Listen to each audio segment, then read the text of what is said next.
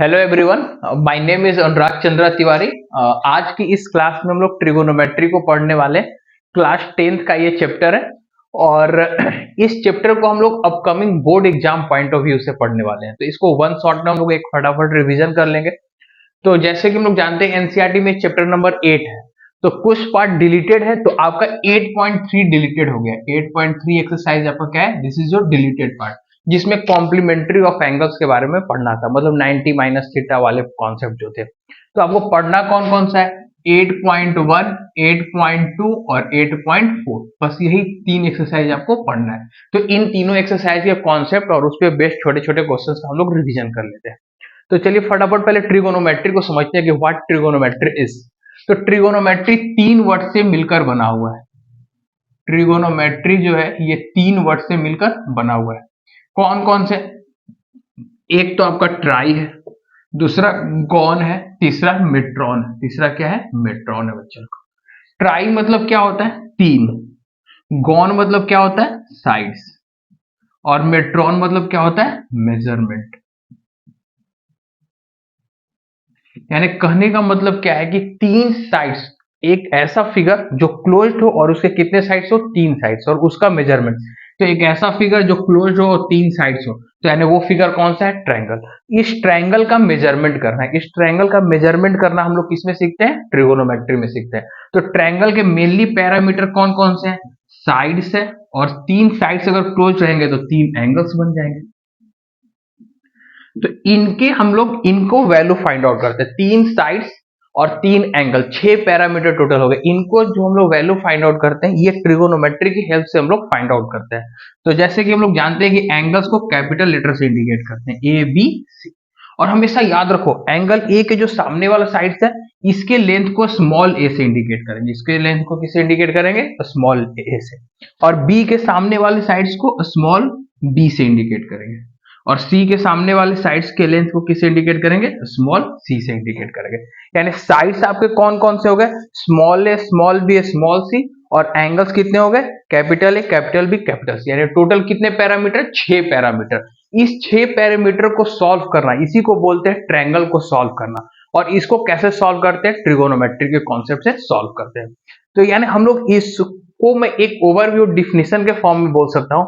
Trigonometry एक ऐसा branch है मैथमेटिक्स का जिसमें हम लोग पढ़ते हैं रिलेशन। किसका relation? Relation between sides and angles of a triangle. And trigonometry is that branch of mathematics in which we study about the relationship between sides and angle of a triangle. तो अब देखो, 6 parameter को solve करने के लिए questions में कम से कम 3 की वैल्यू गिवन होना चाहिए, 3 की वैल्यूज गिवन होना चाहिए। जैसे आपका एंगल कौन सा है? Capital A, capital B, capital सी।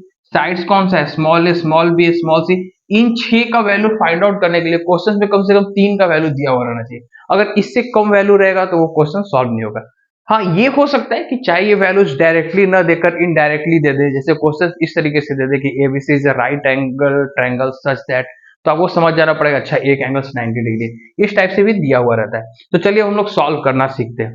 तो साइड्स के अकॉर्डिंग हमको पता ही है कि ट्रायंगल्स को थोड़ा सा हम लोग टाइप्स को देख लेते हैं। तो साइड्स के अकॉर्डिंग ट्रायंगल्स को 3 पार्ट में बांटते हैं। कौन कौन से? स्केलिन, आइसोसेलेस और इक्विलेटरल। ये सब के बारे में हमको पढ़ना नहीं है, बस सुन लो। स्केलिन वैसे ट्रायंगल्स होते हैं जिसके तीनों साइड्स के लेंथ क्या होते हैं? अलग अलग होते हैं। मतलब A is not is equal to B is not is equal to C. Isosceles वैसे ट्रायंगल्स होते हैं जिसमें किसी भी ट्रायंगल के दो साइड्स बराबर होते हैं। तो कोई भी दो साइड्स आप ले सकते हो। तो मैं ए इज इक्वल टू बी ले लेता हूँ, सी को नॉट इज इक्वल टू कर देता हूँ। और इक्विलेटरल वैसे ट्रायंगल होते हैं जिसको A is equal to B is equal to C, मतलब तीनों साइड्स क्या होते हैं बच्चे लोग? इक्वल होते हैं। उसी तरह से एंगल्स के भी अकॉर्डिंग 3 पार्ट्स में हम लोग ट्रायंगल को बांटते हैं। एक होता है एक्यूट एंगल ट्रायंगल, एक होता है राइट एंगल ट्रायंगल, और एक होता है obtuse angle triangle. Acute angle triangle क्या होता है? जिसमें तीनों एंगल्स 90 से कम होते हैं। और राइट एंगल ट्रायंगल क्या होता है? जिसमें कोई एक एंगल 90 डिग्री होता है। और ऑब्ट्यूज एंगल क्या होता है? एक ऐसा ट्रायंगल जिसमें कोई एक एंगल 90 से ज्यादा हो जाए, तो वैसे उस ट्रायंगल क्या बोलते हैं? Obtuse angle triangle. तो हम लोग क्लास 10th का ट्रिगोनोमेट्री पढ़ रहे हैं। तो क्लास 10th का ट्रिगोनोमेट्री केवल राइट एंगल ट्रायंगल पे पढ़ना है, केवल आपको पढ़ना है राइट एंगल ट्रायंगल पे। बाकी इन सबके जो टाइप पे जो बेस ट्रिगोनोमेट्री वो हम लोग क्लास 11th में पढ़ेंगे। अभी क्लास 10th का ट्रिगोनोमेट्री केवल हम लोग राइट एंगल ट्रायंगल में पढ़े। तो राइट एंगल ट्रायंगल क्या होता है, जिसमें एक एंगल 90 डिग्री होता है, एक एंगल 90 डिग्री, बाकी सभी कोई खास मतलब नहीं है। तो चलिए हम लोग ट्रिगोनोमेट्री स्टार्ट करते हैं। और हाँ, तो ट्रिगोनोमेट्री में हमको पता ही है कि केवल 3 एक्सरसाइज पढ़ने और तीनों एक्सरसाइज के मैं केवल टॉपिक बता देता हूँ। तो जो फर्स्ट एक्सरसाइज है इसमें हम लोग को रेशियो के बारे में पढ़ना है। किसके बारे में पढ़ना है, रेशियो के बारे में। और सेकंड एक्सरसाइज 8.2 में हमको स्टैंडर्ड एंगल के बारे में पढ़ना है। कौन से एंगल्स के बारे में, केवल स्टैंडर्ड एंगल के बारे में, वो भी केवल स्टैंडर्ड एंगल से केवल वैल्यूज हमको पता होना चाहिए। बाकी हमको ये नहीं पता करना है, ये सब नहीं पता करना है कि ये कहां से आ रहा है, कैसे आ रहा है, बस हमको रट जाना है बस। वो भी स्टैंडर्ड एंगल्स कौन कौन से, 0 डिग्री है, 30 डिग्री है, 45 डिग्री है, 60 डिग्री है और 90 डिग्री। और थर्ड एक्सरसाइज तो आपको पढ़ना ही नहीं है। फोर्थ एक्सरसाइज में आपको क्या पढ़ना है, ट्रिगोनोमेट्रिक आइडेंटिटीज के बारे में, ट्रिगोनोमेट्रिक आइडेंटिटीज के बारे में, ट्रिगोनोमेट्रिक आइडेंटिटी, जो ये पार्ट बहुत ही ज्यादा इंपॉर्टेंट है।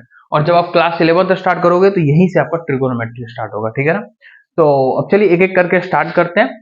ये क्या था, इंट्रो था, इसका कोई यूज नहीं है एग्जाम में, लेकिन ये आपको पता होना चाहिए, बेसिक पता होना चाहिए। तो चलिए वो स्टार्ट करते हैं हम लोग रेशियो से।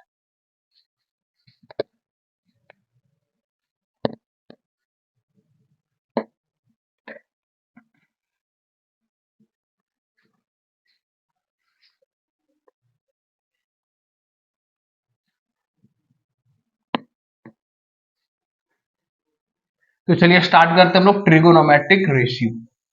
तो रेशियो के बारे में हम लोग पढ़ते हैं। और जैसा कि हम लोग जान रहे हैं कि केवल हम लोग को राइट एंगल ट्रायंगल के बारे में पढ़ना है। तो एक बार हम लोग राइट एंगल ट्रायंगल को हम लोग जान जाते हैं कि राइट एंगल ट्रायंगल क्या होता है। तो राइट एंगल ट्रायंगल ऐसा ट्रायंगल है जिसमें एक एंगल्स क्या होते हैं, 90 डिग्री होते हैं। तो suppose this angle is 90 degree. तो हमको पता है कि कोई भी एक, अगर ये इंक्लिनेशन यहाँ पर बन रहा है तो इस एंगल के अपोजिट साइड्स वाले को क्या बोलते हैं, परपेंडिकुलर बोलते हैं। क्या बोलते हैं, परपेंडिकुलर। और इसको क्या बोलते हैं, बेस बोलते हैं। और इसको क्या बोलते हैं, हाइपोटेन्यूस बोलते हैं। तो ये पीबीएच में एक रिलेशन आता है, that is your Pythagoras theorem. और पाइथागोरस थ्योरम क्या होता है, P square plus B square is equal to H square. ये भी काफी यूज होते हैं ट्रिगोनोमेट्री। अब चलो देखो, इन तीनों साइड्स का हमको क्या करना है, रेशियो पढ़ना है। तो तीन साइड्स के कितने रेशियो हो सकते हैं, आप एक बार सोचो, तीन साइड्स के कितने रेशियो हो सकते हैं। तो अगर परपेंडिकुलर को मैं न्यूमरेटर में रखता हूं तो बेस में क्या क्या हो सकते हैं। अगर परपेंडिकुलर को हम न्यूमरेटर में रखता हूं तो डिनोमिनेटर में क्या क्या हो सकता है, चाहे बेस होगा नहीं तो हाइपोटेनस होगा, दो बन गए। अगर बेस को मैं न्यूमरेटर में रखता हूं तो नीचे क्या क्या हो सकते हैं, चाहे परपेंडिकुलर या फिर हाइपोटेनस, तो वहां भी दो बन गए। अगर हाइपोटेनस को मैं न्यूमरेटर में रखता हूं तो क्या क्या और हो सकते हैं डिनोमिनेटर में, परपेंडिकुलर और बेस। तो टोटल मैक्सिमम रेशियो कितने बन सकते हैं, 6 बन सकते हैं। तो मैक्सिमम रेशियो कितने बन सकते हैं, 6। तो ये 6 रेशियो कौन कौन से, sine theta, cos theta, tan theta, cot theta, sec theta और कॉसेक थीटा। ये क्या हो गया, आपके 6 ट्रिगोनोमेट्रिक रेशियो हो गया। तो ये जो होता है, this is your value of P upon H, ठीक है ना। अभी इसका कैसे डेरिवेशन हुआ ये सब आपको नहीं अभी जानना है, ठीक है ना। इसका भी प्रूव है, ये सब सर्कल से ओरिजिनेट होते हैं, एक अलग डिफिनेशन बनता है, वो सब कॉन्सेप्ट आपको नहीं समझना है। साइन थीटा इक्वल टू क्या होता है, पी अपॉन एच, यानी परपेंडिकुलर अपॉन हाइपोटेनस। तो ये एक रेशियो बन गया।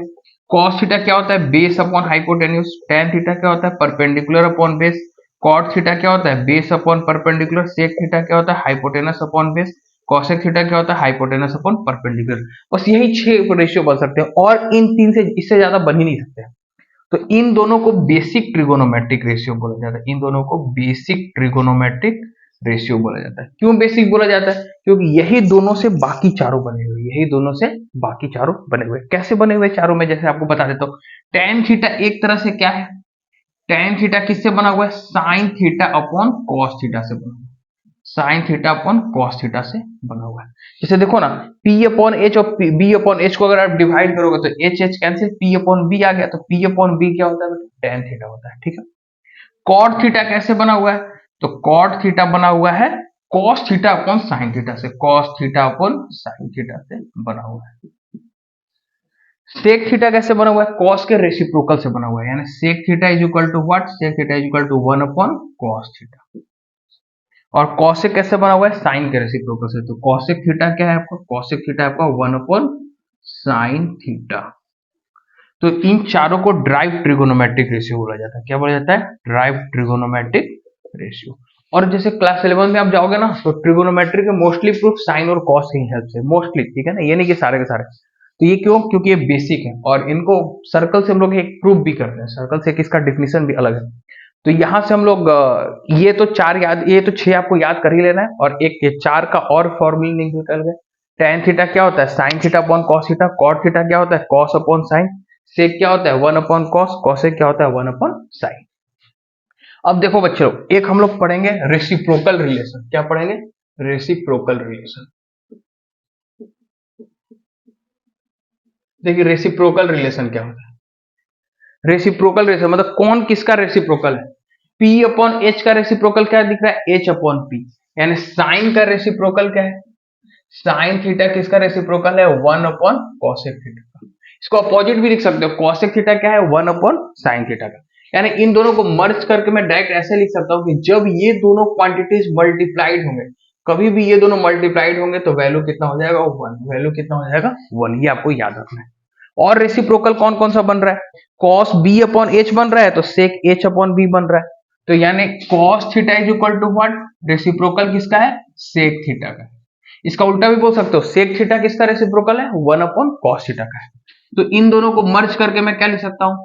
कभी भी आपको कॉस थीटा और सेक थीटा मल्टीप्लीकेशन के फॉर्म में दिखे तो इसका वैल्यू कितना हो जाता है? वन याद रहेगा आप लोग को।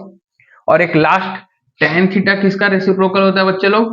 वन अपॉन कॉट थीटा का होता है। वन अपॉन कॉट थीटा का होता है, ठीक है ना। या फिर कॉट थीटा किसका होता है? वन अपॉन टेन थीटा का होता है। इन दोनों को मर्ज करके मैं क्या लिख सकता हूँ?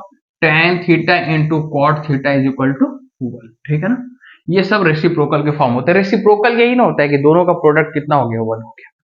और ये बिल्कुल याद रखना है, sine theta P upon H, cos theta B upon H, tan theta P upon B, cot theta B upon P, sec theta H upon B, cos theta H upon P. ये सब रट जाओ, रट जाओ। इसके रटने का कुछ कुछ ट्रिक भी है, लेकिन वो सब ट्रिक पे आप ध्यान मत दो, डायरेक्ट आप रट जाओ, ठीक है ना। ऐसे एक जो बहुत ज्यादा फेमस ट्रिक है वो मैं एक बार लिख देता हूँ। पंडित बद्री प्रसाद हर हर बोले, हर हर बोले सोना चांदी तोले, सोना चांदी तोले। इससे भी एक ट्रिक बनता है, ठीक है ना, लेकिन इतना आप लोग को जरूरत नहीं है, आप रट जाओ तो ज्यादा आपके लिए बेनिफिशियल रहेगा। एस से क्या होता है? Sine theta. साइन थीटा क्या होता है? P upon H. सबका फर्स्ट लेटर देखना है। सी से cos theta, B upon H. T से tan theta, P upon B. और फिर बाकी तो रेसिप्रोकल का कॉन्सेप्ट आपको पता ही है, फिर आपको उल्टा कर करके समझ जाना। तो this is your concept of trigonometric ratio. और पाइथागोरस थ्योरम आपको बिल्कुल अच्छे से पता होना चाहिए। तो अब इस पे बेस्ड हम लोग एक क्वेश्चन करते हैं।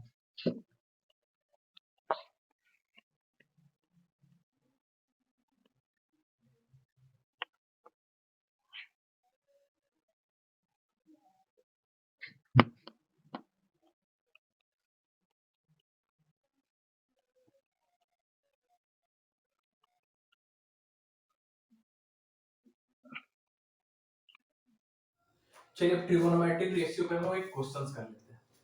तो क्वेश्चंस लिखिए आप लोग। In a right angle triangle, right angle at B such that tan A is equal to 3 upon 4. Find remaining trigonometric ratio. चलिए इस टाइप का हम लोग क्वेश्चंस करते हैं, ठीक है ना। सो मोस्टली इसी टाइप के क्वेश्चंस रहते हैं। ट्रिगोनोमेट्रिक रेशियो के क्वेश्चंस में 90% क्वेश्चंस में पाइथागोरस थ्योरम यूज होते ही होते हैं। तो चलिए स्टार्ट करते हैं। गिवन क्या है आपका? एक राइट एंगल ट्रायंगल है, राइट एंगल एट बी पे, राइट एंगल एट बी पर, यानी बी पर क्या बन रहा है? 90 डिग्री बन रहा है। और tan a, तो इसको a में मान लेता हूं, तो ए बी, तो ये क्या बच गया? c। तो tan a इक्वल टू कितना होता है? 3/4। अब आपको रिमेनिंग ट्रिगोनोमेट्रिक रेशियो बताना है, और हमको पता है कि ये क्या होता है? रेशियो होता है। Ratio is what? Ratio is in the simplest form. ये क्या होता है? सिंपलेस्ट फॉर्म होता है, स्टैंडर्ड फॉर्म होता है। तो आप इसको p अपॉन b से इक्वेट करेंगे, तो tan a इक्वल टू हम लोगों ने क्या पढ़ा है? p upon b। तो P का रोल कौन निभा रहा है? 3। B का रोल कौन निभा रहा है? 4। बट इस सिंपलेस्ट फॉर्म में तो इसको आप 3 और 4 नहीं मानोगे, इसको आप लोग क्या मानेंगे कि let perpendicular B 3k and base B 4k। हो सकता है कि मतलब कुछ पार्ट रहे होंगे जो कैंसिल हो गए होंगे, तो इसको हम 3k मानेंगे और इसको क्या मानेंगे 4k मानेंगे।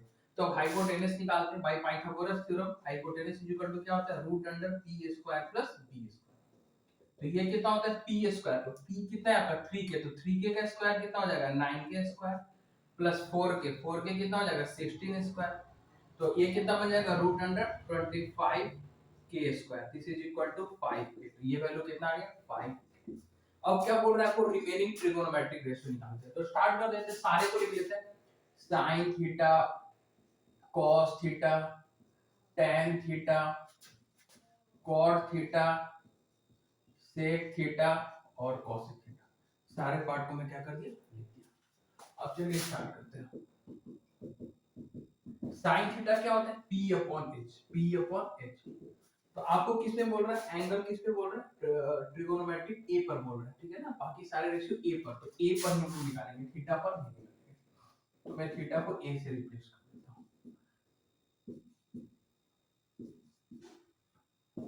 तो देखो बच्चों लोग sin a, तो sin a क्या होता है p upon h।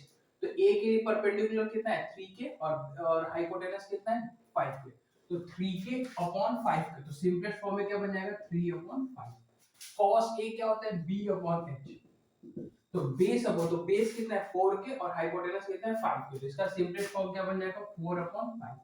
tan a तो दिया ही हुआ था, तो tan a कितना है 3/4। कॉट, अब इसके बाद आप चाहो तो ट्रिगोनोमेट्रिक रेशियो का कांसेप्ट देख लो, नहीं तो रेसिप्रोकल का कांसेप्ट देख लो। कॉट किसका रेसिप्रोकल होता है tan का, तो 3/4 है तो 4/3 लिख देंगे। सेक किसका रेसिप्रोकल होता है cos का, तो 4/5 है तो इसका रेसिप्रोकल कितना हो जाएगा 5/4। cosec किसका रेसिप्रोकल है sin a का, तो 3/5 है तो ये कितना हो जाएगा 5/4। तो इस तरीके से आप क्वेश्चन सॉल्व कर सकते हो, ठीक है ना। तो ये कॉन्सेप्ट था आपको ट्रिगोनोमेट्रिक रेशियो का। अब हम लोग पढ़ते हैं स्टैंडर्ड एंगल का कॉन्सेप्ट, जो आपका एक्सरसाइज 8.2 है।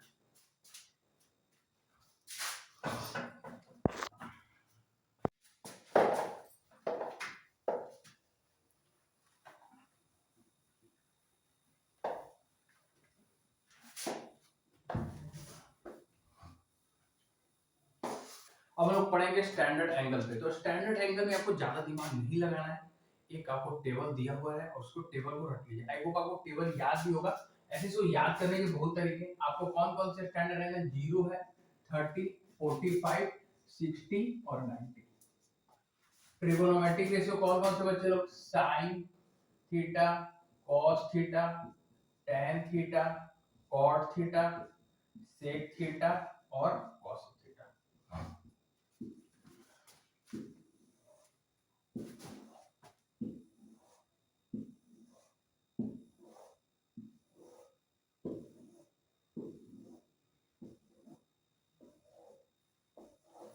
तो देखो साइन का याद करो, साइन का आप याद करो, ऐसा सारे को आपको याद होना चाहिए, एग्जाम में काफी नजदीक है आपके। साइन का आप याद करो 0, 1/2, 1/√2, √3/2 और साइन का आप याद करो, ठीक है। कॉस का होगा जस्ट इसका आप क्या कर दो अपोजिट कर दो, इसका क्या कर दो कन्वर्स कर दो, उल्टा कर दो। तो 1 से स्टार्ट कर देंगे 1, √3/2, 1/√2, 1/2 और 0। tan अभी हम लोग क्या पढ़े sin बाय cos, sin और cos को डिवाइड करो, तो 0/1 कितना होता है 0, इसको डिवाइड करेंगे तो 2 2 कैंसिल, सेम क्वांटिटी है तो सेम क्वांटिटी पूरे पूरे कैंसिल, तो वैल्यू 1, 2 2 कैंसिल √3, डिनोमिनेटर में 0, this is your not defined, this is your defined. Cot क्या होता है tan का उल्टा, tan का क्या कर दो अपोजिट कर दो या फिर कन्वर्स कर दो, रेसिप्रोकल कर दो, तो क्या हो जाएगा इनफिनिटी √3, 1, 1/√3 और सेक किसका रेसिप्रोकल cos का, तो उसका रेसिप्रोकल करो, तो 1 का रेसिप्रोकल 1, √3/2 का रेसिप्रोकल 2/√3, 1/√2 का √2, 1/2 का 2, 0 का not defined, 0 not defined. cosec किसका रेसिप्रोकल sin का, तो sin का रेसिप्रोकल करते हैं तो 0 का क्या होता है नॉट डिफाइंड, 1/2 का 2, 1/√2 का √2, √3/2 का 2/√3, 1 का। तो बस यही टेबल और ये टेबल आपको याद कर लेना है। तो हम लोग इस पे बेस्ड कुछ क्वेश्चंस कर लेते हैं। Find value of 2 tan 30 degree upon 1 minus tan square 30 degree, या 1 plus tan square 30 डिग्री कर लेते हैं, ठीक है ना। अब हमको ऐसे ही क्वेश्चंस रहेंगे, बस केवल वैल्यू पुट करना है और इसको सॉल्व करना है। ऐसे इसका वैल्यू फॉर्मूला भी होता है, लेकिन हम लोग अभी वैल्यू पुट करके चेक करेंगे। 2 tan 30, तो tan 30 का वैल्यू देखो, tan 30, तो tan 30 का वैल्यू कितना होता है 1/√3, तो 2 * 1/√3, 1 प्लस tan स्क्वायर 30, तो tan 30 कितना होता है 1/√3 का स्क्वायर, तो ये कितना बन जाएगा 2/√3, और नीचे करते हैं 1, और 1/√3 का स्क्वायर कितना होता है 1/3, तो 2/√3 और 3 + 1 4/3। अब इसको सॉल्व करो, ये ऊपर चला गया, ये ऊपर चला जाएगा, ये 2 से 2 कैंसिल, ये और √3 से 3 कितने बार में 3, तो ये कन्वर्स हो गया, पता है ना ऐसे मल्टीप्लाइड होता है, तो ये ऊपर चला जाएगा, तो √3/2 दिस इज आपका क्या हो गया आंसर हो गया, ठीक है ना। तो इस पे बेस्ड हम लोग एक और क्वेश्चंस करेंगे, फिर हम लोग इसके थर्ड टॉपिक पे आ जाएंगे।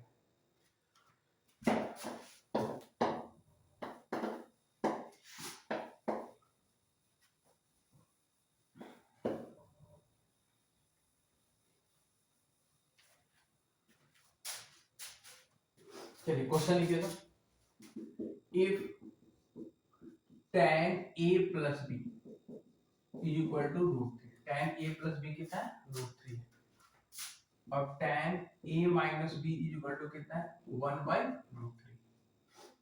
ऐसे ये एंगल्स जो दिए हुए हैं थीटा, ये कहां से कहां तक 0 से लेकर 90 डिग्री के बीच में, तो find a and b, e और b का आपको वैल्यू फाइंड आउट करना है।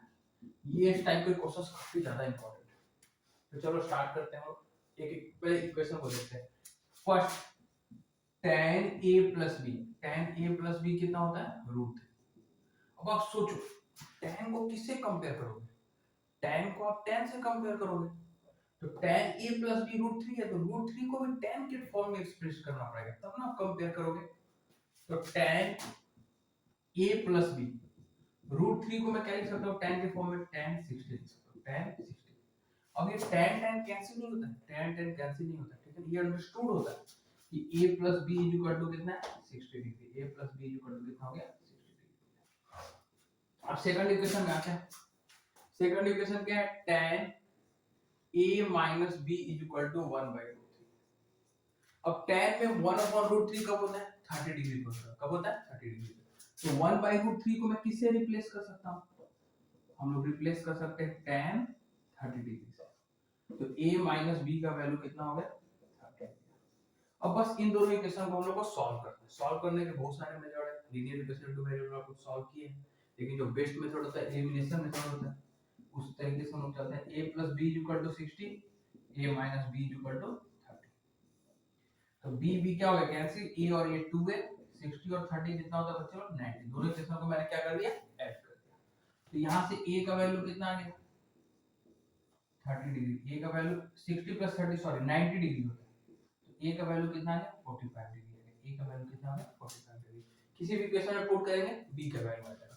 तो चलिए स्टार्ट करते हैं, तो a का वैल्यू 45 प्लस b = 60, तो b = 60 - 45 15 डिग्री, और लास्ट में जितने भी आंसर आपको उनको इकट्ठे लिखने का आदत डालो आपको, a = 45 degree and b = 15 degree, this is your answer, ये आपका क्या हो गया आंसर हो गया। तो ये एक दो क्वेश्चंस हम लोगों ने किए स्टैंडर्ड एंगल्स पे। अब एक लास्ट टॉपिक बचा हुआ है 8.4 ट्रिगोनोमेट्रिक आइडेंटिटी, जो बहुत ही ज्यादा इंपॉर्टेंट है, सबसे ज्यादा इंपॉर्टेंट टॉपिक है तीनों टॉपिक में। अब हम लोग उस टॉपिक को देखते हैं।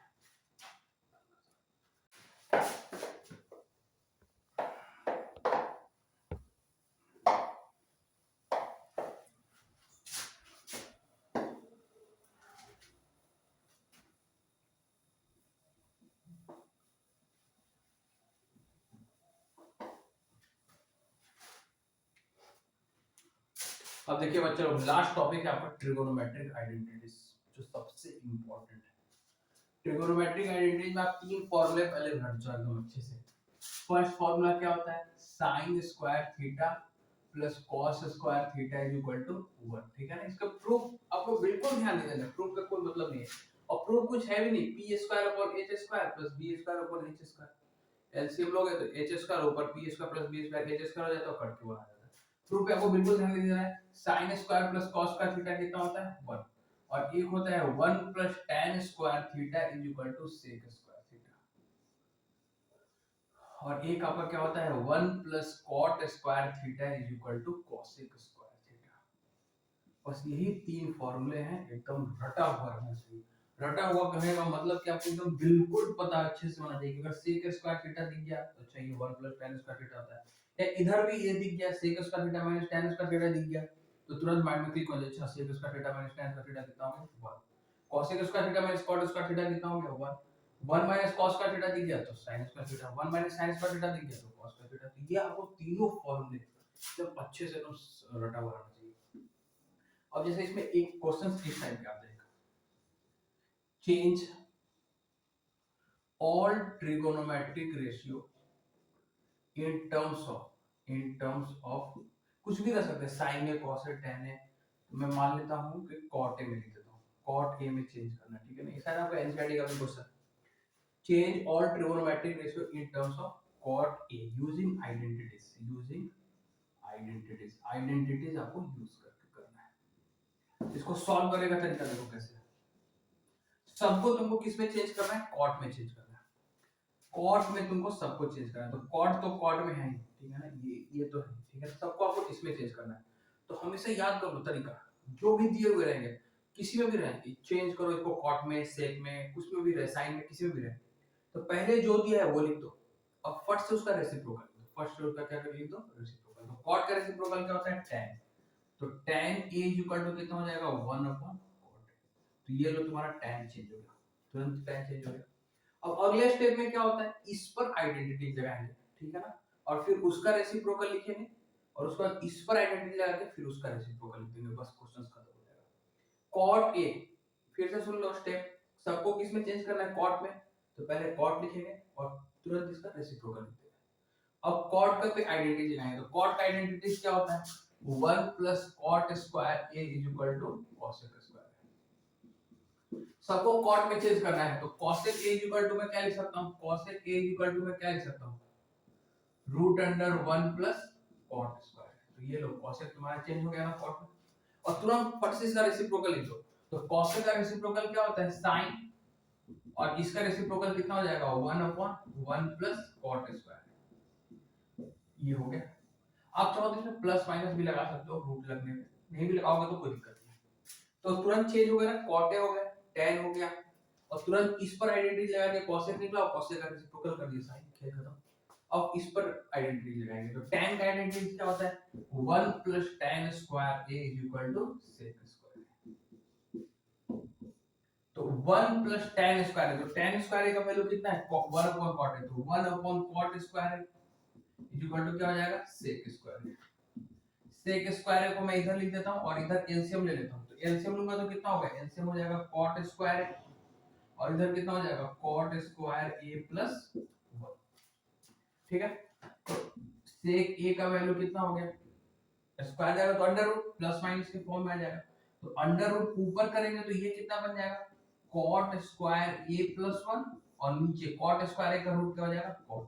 तो ये किस में चेंज हो गया, sec चेंज हो गया, ये क्या चेंज हो गया sec, और तुरंत इस पर फिर रेसिप्रोकल कर दो। सेक का रेसिप्रोकल क्या होता है cos, तो cos a कितना हो जाएगा प्लस माइनस रेसिप्रोकल करो तो ये कितना हो जाएगा cot a √cot² a + 1, ठीक है ना। तो दिस इज 6 ट्रिगोनोमेट्रिक रेशियो, आपको सारे के सारे कॉट में चेंज हो गए 1 2 3 4 5 6, ठीक है ना। इसको अच्छे से कर लेना। इस क्वेश्चन में बच्चों को लिखने का तरीका नहीं मालूम होता, जैसे जैसे इधर उधर करते रहते हैं। आप इसको एकदम ध्यान से देखना, कॉट फिर उसका रेसिप्रोकल, फिर इस पर आइडेंटिटीज, फिर रेसिप्रोकल, फिर इस पर आइडेंटिटीज, फिर रेसिप्रोकल, बस खेल खत्म। अब चलिए एक क्वेश्चन और करते हैं आइडेंटिटीज पर।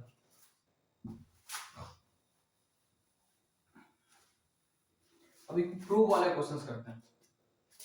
क्वेश्चंस लिखो, प्रूव दैट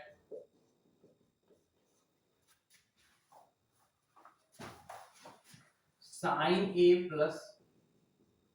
cosec a का whole square plus cos a + sec a का whole square is equal to क्या प्रूव करना है तुमको 7 + tan² a + cot², ये पार्ट आपको प्रूव करना है, ठीक है।